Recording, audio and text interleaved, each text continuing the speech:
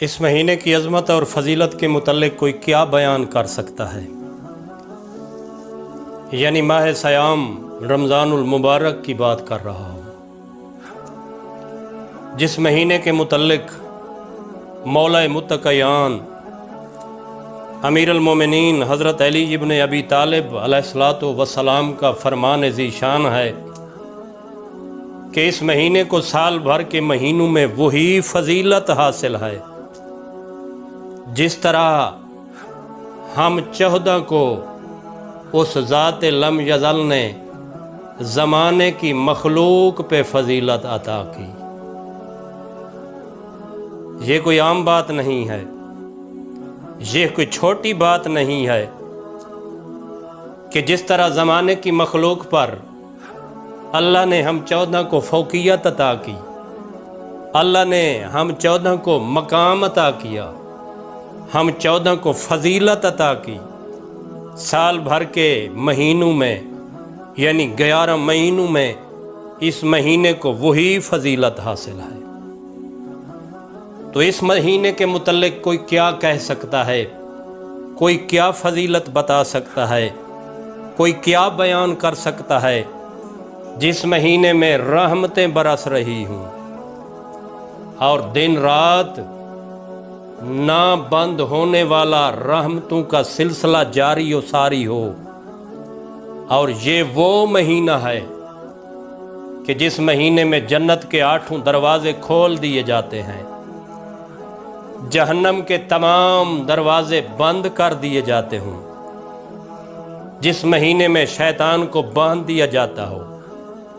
اور جس مہینے میں اللہ اپنی رحمتیں لٹا رہا ہو،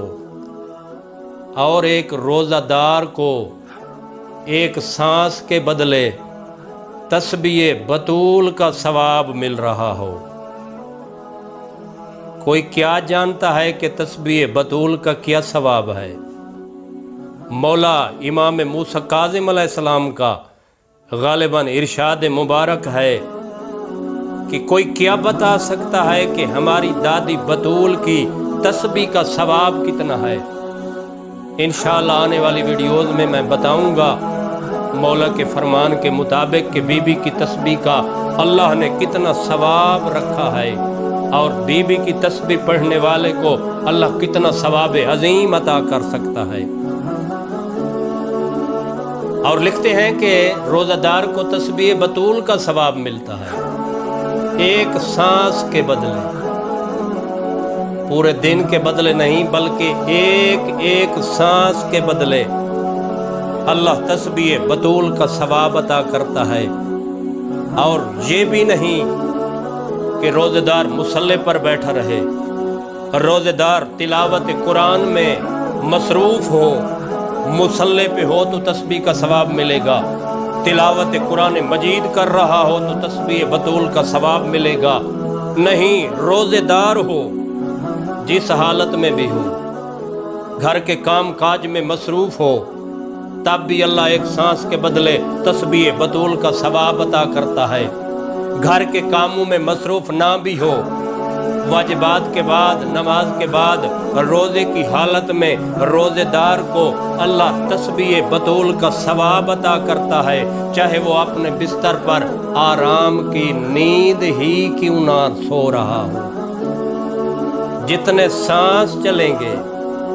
اللہ ایک ایک سانس کے بدلے تسبیح بطول کا ثواب عطا کرتا رہے گا، اس کے خزانے میں کمی نہیں ہے،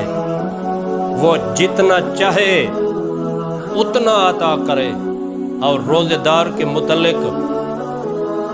احادیث قدسی میں ارشاد ہے اس ذات لم یزل کا، الصوم لی وانا اجزی بہ، کہ روزہ میرے لیے ہے اور میں خود اس کی جزا دوں گا۔